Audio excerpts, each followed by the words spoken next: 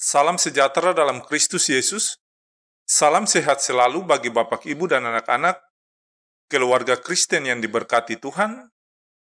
Kasih karunia, rahmat, dan damai sejahtera dari Allah Bapa kita, dan dari Yesus Kristus, dan Roh Kudus, menyertai kita dalam kebenaran dan kasih. Keluarga Kristen yang dikasihi Tuhan, mari kita berdoa sebelum mendengarkan firman Tuhan.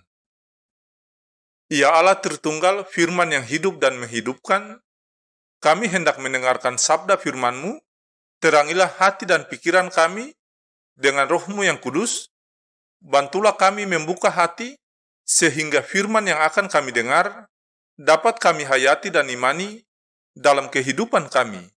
Amin.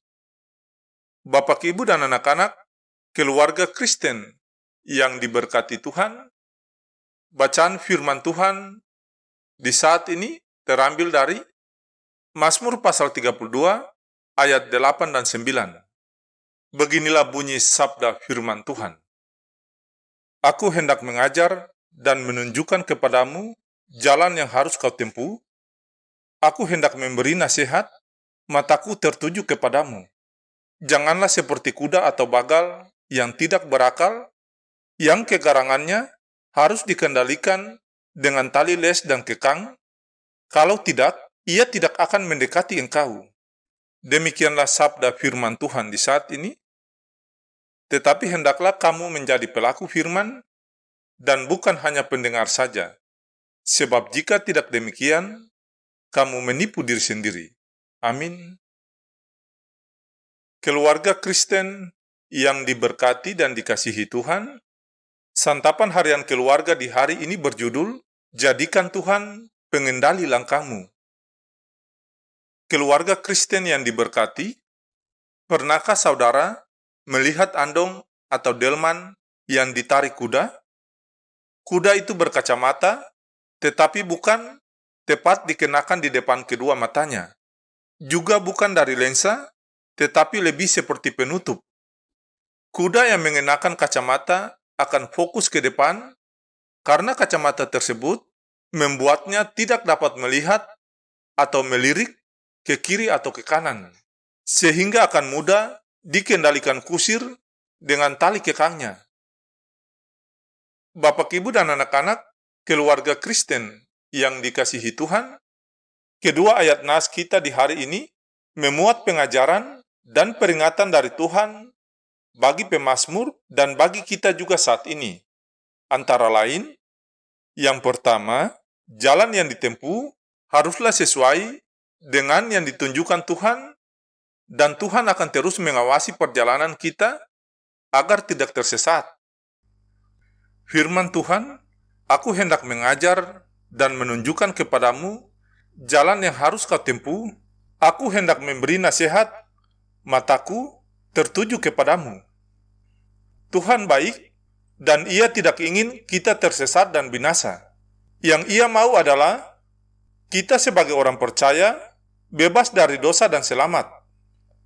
Karena itu, Tuhan menunjukkan kepada kita jalan yang harus kita lalui. Dalam Yohanes pasal 4 ayat 6, Yesus berkata, "Akulah jalan kebenaran dan hidup. Ikutlah Yesus dan lakukanlah ajaran-ajarannya agar kita selamat." Keluarga Kristen yang diberkati, pengajaran dan peringatan yang kedua yaitu, jangan keraskan hati sehingga susah diatur seperti kuda dan bagal. Kata firman, janganlah seperti kuda atau bagal yang tidak berakal, yang kegarangannya harus dikendalikan dengan tali les dan kekang. Kalau tidak, ia tidak akan mendekati engkau.